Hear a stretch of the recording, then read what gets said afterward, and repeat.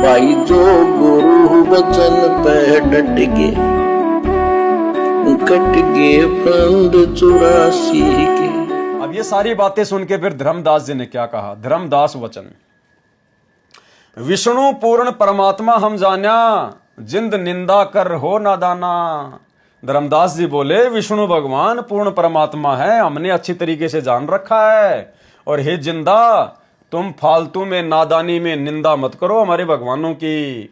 जिंद निंदा कर हो नादाना, पाप शीस तो लागे भारी, तेरे सिर पर भारी पाप लगेगा। देवी देवतन को दे तो हो गारी, देवी देवताओं को भला बुरा कहते हो, गाली देते हो, उनको छोटा बताते हो।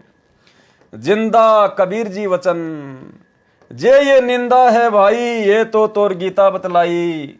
हे वैष्णव साधु जी, अगर आप इसको निंदा बता रहे हो तो ये निंदा तो खुद आपकी गीता जी कह रही है, मैं नहीं कह रहा। गीता लिखा तुम मानो साचा। कबीर परमात्मा बोले एक तरफ तो तुम गीता जी में लिखे ज्ञान को साचा मान रहे हो, अमर विष्णु है कहां लिख रखा? अब इस गीता में कहां लिख रखा है कि विष्णु भगवान अजरो अमर है, अविनाशी है? कहां लिखा हुआ है? तुम पत्थर को राम बताओ, लड्डवन का भोग लगाओ। तुम इन पत्थरों को भगवान बता रहे हो और इनको लड्डुओं का भोग लगा रहे हो। कबहू लड्डू खाया पत्थर देवा, या काजू किशमिश पिस्ता मेवा? क्या पत्थरों ने कभी लड्डू खाया है, लड्डू का भोग लगाया है? या कभी काजू किशमिश मेवा कभी खाई है पत्थरों ने? पत्थर पूज पत्थर हो गए भाई, आप लोग भी पत्थर पूज पूज के शास्त्र विरुद्ध साधना करके पत्थर जैसी स्थिति में आ गए हो। आंखें देख भी मानत नहीं, गीता जी को आंखों से पढ़ रहे हो, देख रहे हो, और फिर भी मानने को तैयार नहीं। ऐसे गुरु मिले अन्यायी, आप लोगों को ऐसे कर्महीन गुरु मिल गए, ऐसे अन्यायी गुरु मिल गए, जिन मूर्ति पूजा रीत चलाई, जिन्होंने आपको इस मूर्ति पूजा के ऊपर आरूढ़ कर दिया। इतना कहे जिंदा हुए अदेखा, इतना कहते ही परमात्मा कबीर जी वहां से अंतर ध्यान हो गए। अदेखा यानी दोबारा जिनको देखा ना जा सके। इतना कहे जिंद हुए अदेखा, धर्मदास मन किया विवेका। अब धर्मदास जी मन ही मन में सोचने लगे, विचार करने लगे कि भाई बातें तो सारी सही बता रहा था और बिल्कुल गीता जी में भी ऐसा ही लिखा हुआ है, और अचानक से परमात्मा जो जिंदा महात्मा रूप में बातें कर रहे थे वो अंतर ध्यान हो गए। तो धर्मदास जी सोचने पर मजबूर हो गए। धर्मदास वचन, अब धर्मदास जी क्या सोचने लगे, क्या विचार करने लगे?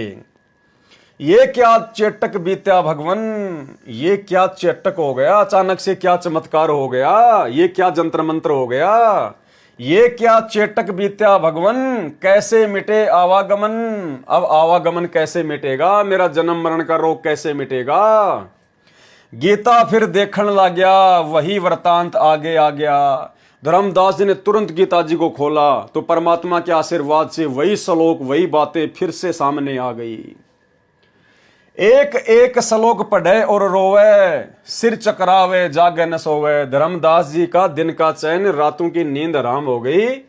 एक एक श्लोक को पढ़ रहा है और आंखों से आंसू निकल रहे हैं कि भाई वो जिंदा महात्मा जो बातें बता रहे थे बिल्कुल 100 टके की बातें थी। रात पड़ी तब न आरती की न्या। धर्मदास जी का वो पहले वाली भक्ति साधना आरती करने का मन ही नहीं किया। झूठी भक्ति में मन दीना, जबरदस्ती जैसा भी उन्होंने उस भक्ति को किया, लेकिन उनकी इच्छा नहीं थी। ना मारा ना जीवित छोड़ा। धर्मदास जी कह रहे हैं कि उस जिंदा महात्मा ने तो मुझे इस स्थिति में लाके छोड़ दिया, ना मारा ना जीवित छोड़ा। अध पका बना जस फोड़ा, जैसे फोड़ा हो जाता है, ना पकता है ना वो कच्चा रहता है, यानी ना उसका इलाज किया जा सकता है और उसमें दर्द भी हो, पीड़ा भी हो। तो उस अध पके फोड़े की तरह धर्मदास जी की स्थिति हो गई। ये साधु जे फिर मिल जावे।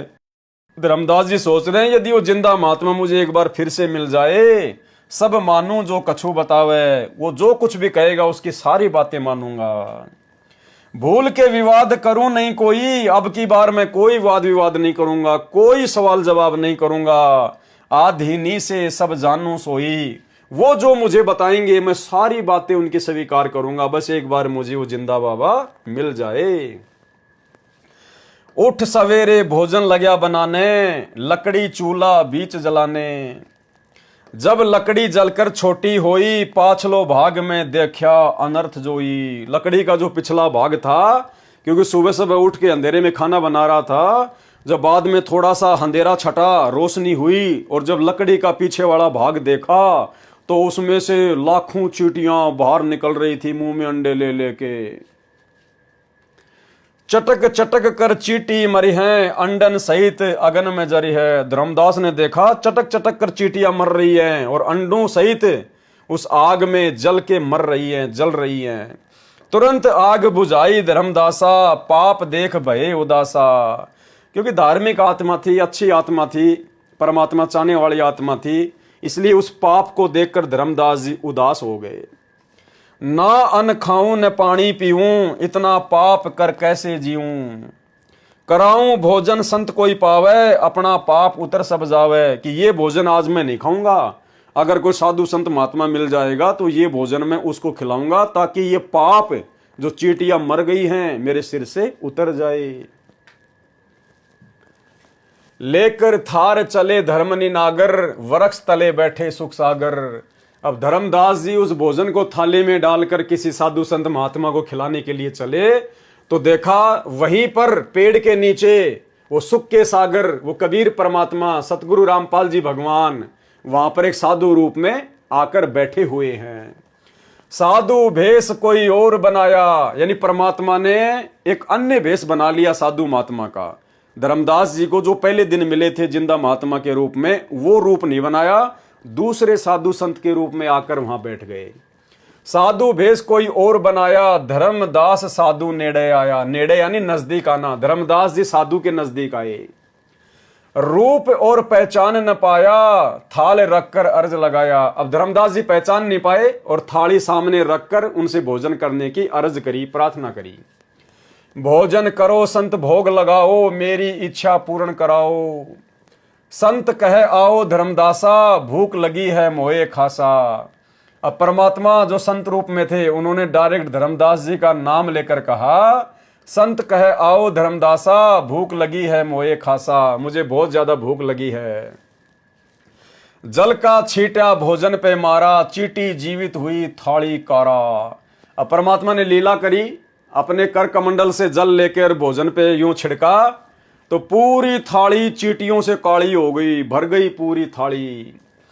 तब ही रूप बनाया वाही, उसी समय परमात्मा ने वही जिंदा महात्मा का रूप बना लिया। धर्मदास देखत लज्जाई, और धर्मदास का सिर लज्जा के मारे नीचे झुक गया। क्योंकि पहले दिन धर्मदास जी कह रहे थे कि हम कोई जीव हिंसा नहीं करते, हम कोई पाप नहीं करते, क्योंकि परमात्मा जिंदा महात्मा के रूप में थे, मुसलमान की तरह दिख रहे थे। तो धर्मदास जी ने देखा कि मुसलमान तो जीव हत्या करते हैं, मांस खाते हैं। तो धर्मदास जी बढ़ चढ़ के बातें कर रहे थे कि हम कोई जीव हत्या नहीं करते। अब उस दिन उसकी गर्दन नीचे झुक गई कि देख तूने कितनी चींटियां मार के फिर ये भोजन बनाया है और तू कहता हम जीव हत्या नहीं करते। तब ही रूप बनाया वाही, धर्मदास देखत लज्जाई। कहे जिंदा तुम महा अपराधी, मारे चींटी भोजन में रांधी। जिंदा महात्मा रूप में कबीर परमात्मा ने कहा कि भाई तू तो बड़ा अपराधी है, मारे चींटी भोजन में रांधी। तूने चींटियां मार मार कर तूने भोजन पकाया है। चरण पकड़ धर्म नहीं रोया, भूल में जीवन जिंदा में खोया। जो तुम कहो मैं मानो सभी, वाद विवाद अब नहीं करही। और कछु ज्ञान अगम सुनाओ, हे परमात्मा मुझे और आगे का ज्ञान सुनाओ। कहाँ वह संत वाका भेद बताओ। आप जिस संत की बात कर रहे थे ना, वो संत कहाँ मिलेगा, कैसे मिलेगा, मुझे उसके बारे में और बताओ। जिंद कबीर वचन, यानी जिंदा महात्मा के रूप में कबीर परमात्मा के वचन। हे वैष्णव तुम पिंड भरो और श्राद्ध कराओ। परमात्मा ने फिर वही गीता जी का ज्ञान छेड़ दिया कि हे वैष्णव साधु धर्मदास जी तुम पिंड भरते हो और श्राद्ध निकालते हो, गीता पाठ सदा चितलाओ और गीता जी को हमेशा ध्यान से पढ़ते हो। भूत पूजो बनोगे भूता, पितर पूजे पितर हुता। तुम्हारी गीता जी में लिखा है जो भूतों की पूजा करेगा, जो श्राद्ध निकालेगा वो भूत बनेगा। जो पितरों की पूजा करेगा वो पितर बनेगा, वो पितरलोक में जाएगा।